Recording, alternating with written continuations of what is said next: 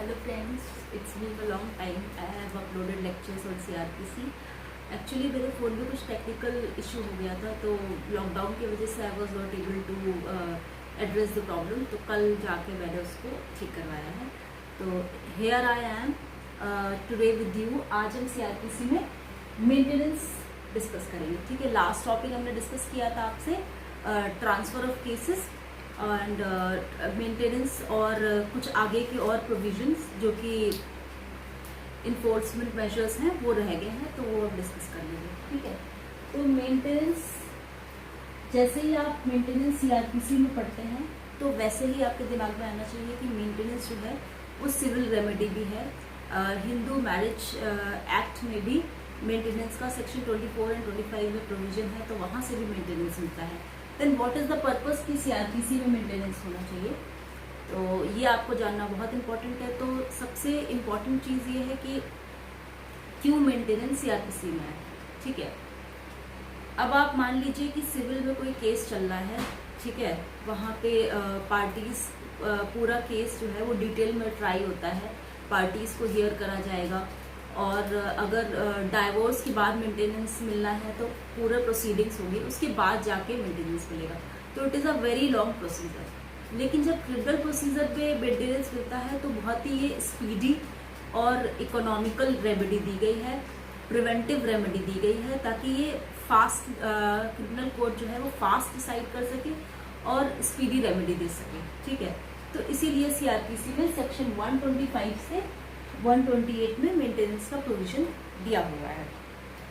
अब इसी के साथ में हमें ये भी जानना होगा कि क्या अगर 24 ऑफ हिंदू मैरिज एक्ट में अगर मेंटेनेंस का कुछ ऑर्डर हुआ है तो क्या जो पिटिशनर है वो 125 में मेंटेनेंस क्लेम कर सकता है।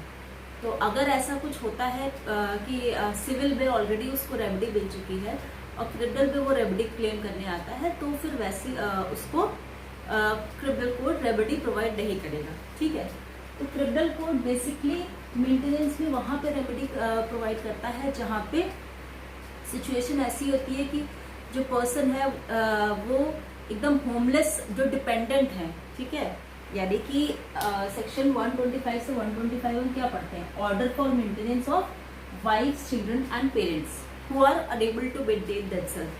तो वो डिपेंडेंट यानी कि वाइफ्स, चिल्ड्रन, पेरेंट्स जो कि खुद को मेंटेन ना कर पाए, और अगर जिस पे वो डिपेंड है उनके पास सफिशिएंट मीन्स है, वो तब भी रिफ्यूज करते हैं, तो क्रिमिनल कोर्ट के पास में पावर है कि वो रेमेडी दे सकता है अंडर सेक्शन 125।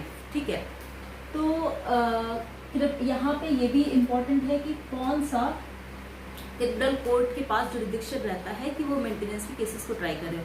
तो सेम ही रहेगा जैसे हिंदू मैरिज में आपने पढ़ा है कि जुडिशियल मजिस्ट्रेट फर्स्ट क्लास के पास में पावर रहता है केसेस को हियर करने का, तो यहाँ पे भी जुडिशियल मजिस्ट्रेट फर्स्ट क्लास जो है वही कॉग्निजेंस लेगा, वही केस को हियर करेगा। ठीक है, अब जो हमें जानना चाहिए कि वाइफ्स, चिल्ड्रन और पेरेंट्स जो कि खुद को मेंटेन नहीं कर पा रहे हो, ठीक है, तो वो क्या क्या क्लासिफिकेशन है। तो वाइफ्स में यहाँ पे एक्सप्लेनेशन बी आप अपने वेयर एक्ट से पढ़ेंगे, आप अपना वेयर एक्ट ओपन कर सकते हैं। ठीक है, तो एक्सप्लेनेशन बी आप पढ़ेंगे तो उसमें देखेंगे wife includes divorced wife also. ठीक है, और वाइफ का मतलब through case laws you will understand wife means the legally wedded wife and not the person, not the second wife. ठीक है, उसके बाद में हम चिल्ड्रन का देखते हैं, चिल्ड्रन में क्या क्या है और पेरेंट्स में क्या क्या है। तो चिल्ड्रन में क्लॉज बी, जब सेक्शन 125 का क्लॉज बी जब आप पढ़ेंगे तो चिल्ड्रन में देखेंगे लिखा होगा लेजिटिमेट और इलिजिटिमेट माइनर चिल्ड्रन। ठीक है, लेजिटिमेट और illegitimate minor children who are unable to maintain themselves including a married minor married daughter. ठीक है, तो अगर कोई 18 साल से कम उम्र की डॉटर है जिसकी शादी हो चुकी है and she is unable to maintain themselves, या फिर उसका हस्बैंड उसको मेंटेन नहीं कर पा रहा है, तो भी जुडिशियल मजिस्ट्रेट फर्स्ट क्लास के पास में पावर रहता है कि वो मेंटेनेंस दे दे। ठीक है, तो अब हमने लेजिटिमेट और इलेजिटिमेट माइनर चिल्ड्रन समझ गए। अब क्लॉज सी में जब आप देखेंगे तो उसमें लिखा होगा legitimate or illegitimate children who has attained majority, not being a married daughter, and who because of reason of physical or mental abnormality unable to maintain themselves। तो यानी कि वो legitimate both, यहाँ पे देखिए मेंटेनेंस में लेजिटिमेट और illegitimate दोनों को ही रखा गया है। तो पहली कैटेगरी में हो गए कि माइनर लेजिटिमेट और इलेजिटिमेट, फिर दूसरी कैटेगरी में हो गए लेजिटिमेट और illegitimate children who has attained majority, लेकिन वो ड्यू टू सम फिजिकल और mental abnormality they are unable to maintain themselves. तो यहाँ पे जो डॉटर है जिसने मेजॉरिटी अटेन कर ली है, उस अबव 18 ईयर्स ऑफ एज और 18 ईयर्स, उसको फादर जो है वो मेंटेन नहीं करेगा। ठीक है, तो जब चिल्ड्रन की बात आती है तो हम यहाँ पे मेंटेनेंस किससे क्लेम कर रहे हैं? Father. You read the bare act, you will understand. तो जो मेजर मैरिड डॉटर है तो उसके लिए फादर के पास में ऑब्लिगेशन नहीं है। फिर अब आ जाते हैं पेरेंट्स पे। ठीक है, अब पेरेंट्स इंक्लूड्स मदर और फादर। ठीक है, जो खुद को मेंटेन ना कर पा रहे हो और उन चिल्ड्रन के पास में सफिशिएंट मीन्स हो। तो यहाँ पे बहुत ही एक इंटरेस्टिंग केस लॉ आया था which is very often asked in preliminary और मेंस में भी जब आंसर लिखेंगे तो it will be very important. तो केस है विजय मनोहर अर्बत वर्सेस काशी राम राजा सवाई। विजय मनोहर अर्बत वर्सेस काशी राम राजा सवाई। तो इस केस में क्या हेल्ड हुआ था? इस केस में हेल्ड हुआ था कि जो फादर था उसने अपनी मैरिड डॉटर से मेंटेनेंस क्लेम करी थी। तो सुप्रीम कोर्ट ने कहा था father can claim maintenance from married daughter also. ठीक है, provided she has sufficient means. ठीक है, ये सब में कॉमन रहेगा that the dependent must be unable to maintain themselves, यानी कि जो क्लेम कर रहा है वो मेंटेन ना कर पा रहा हो और जिससे क्लेम कर रहा हो उसके पास में सफिशिएंट मीन्स होने चाहिए। ठीक है, तो ये हमने प्रिसाइजली 125 का सब क्लॉज 1 में ABCD जो है वो डिस्कस कर लिया है। अच्छा, वाइफ्स में जब आप पढ़ेंगे तो बहुत सारे केस क्लॉज हो गए, लेकिन कुछ इंपॉर्टेंट ही हम डिस्कस कर लेते हैं। वाइफ्स की कैटेगरी में क्लॉज A में जब वाइफ को मेंटेन करने की बात आती है हस्बैंड की, तो एक केस मैं आपसे डिस्कस कर लूँ कि रेवती बाई वर्सेस जोगेश्वर। तो इसमें ये कहा गया है कि वाइफ खुद को मेंटेन नहीं कर पा रही है तो ये माना जा सकता है it is on a higher pedestal, मतलब inability of wife to maintain herself is on a higher pedestal. तो कोर्ट ये बहुत ज्यादा प्रूफ की जरूरत नहीं है कि वाइफ अगर कह रही है कि वो खुद को मेंटेन नहीं कर पा रही है तो उसमें बहुत ज्यादा प्रूफ की जरूरत नहीं है। जनरली ऐसा होता है कि अगर वाइफ कोई नौकरी नहीं कर रही है या वेल क्वालिफाइड नहीं है तो कोर्ट ऑलरेडी मान लेगा कि that wife is unable to maintain herself. The case is Revati Bai versus Yogeshwar. इसके अलावा एक केस आया था लिव इन रिलेशनशिप से। ठीक है, तो पहले कोर्ट ने कहा था कि कोई भी रिलेशनशिप जो लीगली वेडेड वाइफ नहीं है, क्योंकि वाइफ का मतलब एक्सप्लेनेशन बी से डाइवोर्स वाइफ है, मतलब इसका अगर आप मतलब समझेंगे डाइवोर्स वाइफ तो मतलब शादी हुई होनी चाहिए। लेकिन इसको सुप्रीम कोर्ट ने जो एक्ट है हमारा protection of domestic violence act 2006, तो उसमें लिव इन रिलेशनशिप में भी अगर कोई कपल है तो अगर उसमें जो महिला है तो वो मेंटेनेंस वो वायलेंस का केस जो है वो हो सकता है, तो वायलेंस के लिए रेमेडी मिल जाएगी उसको। तो उसको इंटरप्रेट करते हुए कोर्ट ने एक केस में कहा है कि live in, U D not remember the case name but you should know the fact कि लिव इन रिलेशनशिप में भी विमेन को मेंटेनेंस मिल सकती है। ठीक है, if you want I can site you the case tomorrow. Okay, तो ये हमने वाइफ, चिल्ड्रन और पेरेंट्स का क्लॉज 1 में डिस्कशन कर लिया है। उसके बाद में जैसा आप समझ गए हैं स्पीडी रेमेडी और इकोनॉमिकल रेमेडी देने के लिए है, तो एक और केस यहाँ पे है जहाँ पे मैंने आपसे सबसे पहले ही बताया था कि मेंटेनेंस जो है वो सिविल रेमेडी भी है और क्रिमिनल भी है। क्रिमिनल में फास्ट केस डिसाइड हो सके, डिपेंडेंट अगर होमलेसनेस सिचुएशन में है, डिपेंडेंट अगर खुद को मेंटेन नहीं कर पा रहा है और वो बेसिक नेसेसरीज उसके पास नहीं है, तो ऐसी सिचुएशन में क्रिमिनल कोड जो है वो रेमेडी प्रोवाइड करता है अंडर सेक्शन 125 टू 128। तो अगर आप मान लीजिए कि सिविल में सेक्शन 24 जो कि बात करता है इंटरिम मेंटेनेंस की, ठीक है, तो वहां पे अगर मेंटेनेंस मिल चुका है और फिर से पटिशनर आके क्रिमिनल कोर्ट में मेंटेनेंस मांगता है, तो ऐसा कोई मेंटेनेंस फिर नहीं मिलेगा क्योंकि ऑलरेडी सिविल कोर्ट में मिल चुका है। तो सिविल कोर्ट जब अब आगे आपसे डिस्कस करेंगे सेक्शन 127, तो यू विल अंडरस्टैंड कि सिविल कोर्ट जो जजमेंट देता है मेंटेनेंस के रिगार्डिंग, वो क्रिमिनल कोर्ट देखता है, उसको मानता है, और क्रिमिनल कोर्ट अगर कोई जजमेंट देता है तो सिविल कोर्ट मानता है, लेकिन सिविल कोर्ट को पास में ज्यादा पावर्स होती है। तो you will understand when I will be discussing with you section 127 tomorrow. तो अभी के लिए आपको इतना समझना है कि अगर हिंदू मैरिज एक्ट में मेंटेनेंस मिल चुका है, सिविल में मेंटेनेंस मिल चुका है, तो क्रिमिनल में मेंटेनेंस नहीं मिलेगा। ऐसा कहा हेल्ड है सुदीप चौधरी वर्सेस राधा चौधरी, ठीक है। This case is very important, ये प्रीलिमिनरी में बहुत बार पूछा जाता है, एपीओ एग्जाम्स में, एंड ऑल्सो एपीओ में ज्यादा पूछा जाता है, बट जुडिशियल एग्जाम से भी पूछा जाता है। तो अगर आप बिहार एपीओ के लिए प्रिपरेशन कर रहे हैं तो आपको काफी अच्छे से ये पता होना चाहिए, ठीक है, मेंटेनेंस केस लॉस।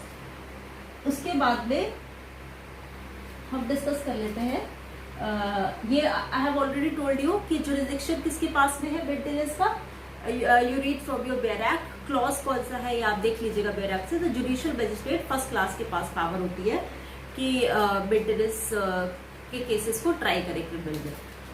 उसके अलावा मेंटेनेंस दो टाइप की होती है, एक होती है इंटरिम मेंटेनेंस और एक होता है फाइनल मेंटेनेंस। जैसा सिविल में होता है वैसे ही क्रिमिनल में है। लेकिन अगर इंटरिम मेंटेनेंस की बात है तो read from the bare act, आप की एप्लीकेशन जो है, अगर पेटिशनर ने आज एप्लीकेशन डाली है तो विद इन 60 डेज वो एप्लीकेशन हियर हो जानी चाहिए। तो this time period 60 days is very important as far as your PT is concerned, ठीक है। Now one more provision, clause 3 का प्रोविजन है कि कैसे कोर्ट, अगर मान लीजिए कि कोर्ट ने मेंटेनेंस को ऑर्डर करा है, ठीक है, और हस्बैंड है या फिर फादर है या जो भी जिससे भी आप मेंटेनेंस क्लेम कर रहे हैं वो मेंटेनेंस के लिए मना कर देता है, तो उस केस में क्या होगा। तो उस केस में प्रोविजन क्लॉज 3 में दिया है कि कोर्ट जो है वो वारंट इशू करेगा फॉर लेविंग द अमाउंट, और वो किस तरीके से वारंट इशू करेगा मेंटेनेंस को लेवी करने के लिए, और वो किस तरीके से वारंट रिकवर होगा, it will be recoverable as a fine, ठीक है। लेकिन अगर तब भी वो रिकवर नहीं हो पाता है तो हस्बैंड को या फिर फादर को या फिर चिल्ड्रन जो भी जिससे भी मेंटेनेंस क्लेम किया जा रहा है उनको 1 मंथ का इम्प्रिजमेंट दे दिया जाएगा, ठीक है। और वो 1 मंथ से कम भी हो सकता है जब तक कि वो अमाउंट का जो मेंटेनेंस है वो पे ना हुआ हो। सपोज 1 महीने का ऑर्डर दे दिया कोर्ट ने कि 1 महीने का इम्प्रिजमेंट होगा, ठीक है, 1 महीने से ऊपर नहीं दे सकते, 1 महीना टाइम पीरियड है। तो this again 1 month time period is very important for prelims as well as mains. तो 1 मंथ का टाइम पीरियड है और सपोज 15 दिन में ही जिसको मेंटेनेंस पे करना था वो मेंटेनेंस पे करवा देता है, तो ऐसे केस में उसकी जेल टर्म 15 दिन में ही खत्म हो जाएगा, ठीक है। तो मैक्सिमम इज 1 मंथ, और उससे पहले भी अगर फाइन पे हो गया है, ठीक है। अब देखते हैं कि मेंटेनेंस ऑफ मुस्लिम विमेन्स में क्या प्रोविजन है। तो हिंदू का आप समझ गए हैं कि HMA एक्ट 1955 में मेंटेनेंस के प्रोविजन है अगर सिविल की बात करी जाए। लेकिन जो मुस्लिम के लॉज है, एक्सप्लेनेशन बी आपने पढ़ा है कि वाइफ इंक्लूड्स डाइवोर्स वाइफ, ठीक है।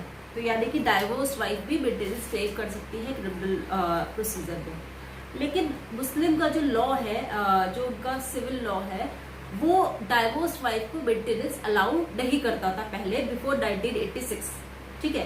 तो 1986 से पहले कुछ केस लॉज आए, कुछ केसेस आए, तो उसमें क्या करा कोर्ट ने, मेंटेनेंस दे दी डाइवोर्स वाइफ को। मतलब कि उनके सिविल में ऐसा कोई प्रोविजन नहीं था कि बियॉन्ड द इद्दत पीरियड, इद्दत पीरियड होता है अगर शादी हुई है उसके बाद में डाइवोर्स हुआ है तो एक टाइम पीरियड होता है जिसको बोलते हैं इद्दत period under Muslim.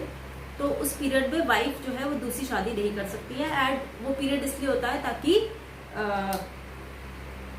Legitimacy of, अगर कोई चिल्ड्रन अगर वो कंसीव उसने करा है तो उस चिल्ड्रन को पेरेंटेज देने के लिए, ठीक है। तो वो इद्दत पीरियड के बियॉन्ड मुस्लिम लॉ में, शरीयत एक्ट में कोई भी ऐसा प्रोविजन नहीं था कि वो डाइवोर्स वाइफ को मेंटेनेंस देते। तो इसीलिए सुप्रीम कोर्ट ने केसेस में, तो पहला केस यहाँ पे है मोहम्मद हनीफ वर्सेस अनीसा खातून। मोहम्मद हनीफ वर्सेस अनीसा खातून, यहाँ पे पहली बार कोर्ट ने डाइवोर्स वाइफ को भी, डाइवोर्स मुस्लिम वाइफ को भी, हिंदू को तो दे रहे थे क्योंकि हिंदू में और सीआरपीसी में भी प्रोविजन है, एक्सप्लेनेशन डी में, और सिविल में भी प्रोविजन है। तो पहली बार डाइवोर्स वाइफ को कोर्ट ने मेंटेनेंस दिया, ठीक है। उसके बाद में फिर एक और केस आया, Mohammed, very landmark case, Mohammed Ahmed Khan versus Shahbano Begum. Mohammed Ahmed Khan, ये 1985 में डिसाइड हुआ था, ठीक है। तो इस केस में भी सुप्रीम कोर्ट ने डाइवोर्स वाइफ को, डाइवोर्स मुस्लिम वाइफ को मेंटेनेंस दे दिया था, ठीक है। अब इसके बाद क्या करा, पार्लियामेंट ने एक एक्ट पास कर दिया 1986 में, जिसको बोलते हैं protection of rights on divorce act, protection of rights on divorce act 1986। तो इसमें क्या कर दिया गया, इसमें डाइवोर्स मुस्लिम वाइफ के लिए इस एक्ट में प्रोविजन बना दिया गया मेंटेनेंस के लिए, ठीक है। तो मतलब आप समझ रहे हैं, जैसे कोई भी रिलीजन है, तो रिलीजन में कोड क्या होता है, डायरेक्टली इंटरफेयर पर्सनल लॉज में, उनके पर्सनल लॉज के मुताबिक ही कोर्ट इंटरप्रेट करती है। लेकिन अगर कोर्ट को लगता है कि ये यहाँ पे विमेन की कोई राइट जो है वो इन्फ्रिंज हो रहा है, तो कोर्ट जो है वो कुछ डायरेक्शंस दे देती है। तो उस डायरेक्शंस के अकॉर्डिंग भी एक्ट पास होते हैं। तो जैसे आपने देखा कि 2017 में ट्रिपल तलाक को जब वॉइड कहा गया था इंडिया में सुप्रीम कोर्ट के 5 बेंचेस में, ठीक है, तब उस समय क्या हुआ था कि कोर्ट ने डायरेक्टली एक्ट जो गाइडलाइंस दी थी, ट्रिपल तलाक को तो अनकॉन्स्टिट्यूशनल बता दिया था, लेकिन उसके लिए गाइडलाइंस दी थी कि protection of rights of marriage act भी आना चाहिए। तो वो बिल पास हुआ था, फिर वो एक्ट आया था, तो वो पार्लियामेंट ने ही पास किया था। तो अल्टीमेटली लॉ जो होता है वो पार्लियामेंट ही पास करती है। लेकिन अगर सुप्रीम कोर्ट को लगता है, आपने जुडिशियल एक्टिविज्म का कॉन्सेप्ट पढ़ा ही होगा, तो अगर सुप्रीम कोर्ट को लगता है कि राइट्स इन्फ्रिंज हो रहे हैं, तो सुप्रीम कोर्ट इस तरह के गाइडलाइंस दे देती है, जिससे कि अगर कोई बहुत ही डेरोगेटरी लॉ है वो चेंज हो जाता है, ठीक है। तो इसीलिए डाइवोर्स मुस्लिम वाइफ को कोई मेंटेनेंस नहीं थी, क्योंकि जो मुस्लिम जूरिस्ट थे उन्होंने ये आर्ग्यू करा था कि इनको अब ऑलरेडी डॉवर देते हैं, महर देते हैं, तो there is no need to give maintenance after divorce, ठीक है। लेकिन सुप्रीम कोर्ट ने मना कर दिया था। सुप्रीम कोर्ट ने कहा था कि जो डॉवर देते हैं that is given in leave of marriage, यानी कि जो डॉवर यानी बहन, वो लीव ऑफ मैरिज होता है, लेकिन वो मेंटेनेंस उसको नहीं कहा जा सकता है आफ्टर डाइवोर्स। तो इसीलिए एक्ट 1985 में लैंडमार्क केस आया, मोहम्मद अहमद खान वर्सेस शाहबानो बेगम। उसमें डाइवोर्स मुस्लिम वाइफ को फिर से कोर्ट ने मेंटेनेंस प्रोवाइड कराई। तो 1986 में एक्ट पास हुआ है, protection of Muslim women right, protection of rights on divorce act 1986, ठीक है। फिर उसके बाद दानिया Latifi versus Union of India, क्योंकि नया एक्ट था तो कोर्ट को पता नहीं था कि इसको कैसे इंटरप्रेट करे, तो कोर्ट के कोई गाइडलाइंस नहीं थी कि कैसे इंटरप्रिटेशन होना चाहिए। तो दानिया Latifi versus Union of India में कोर्ट ने इसका इंटरप्रिटेशन किया है। तो कोर्ट ने कहा यहाँ पे कि provision for maintenance to be made by husband within iddat period by interpretation by terms of section 31A of the protection of rights on divorce act 1986। यानी कि जो Daniya Latifi versus Union of India जो कि 2001 में डिसाइड हुआ था, उसमें court ने कहा है कि मेंटेनेंस जो है वो हस्बैंड इद्दत पीरियड के पहले ही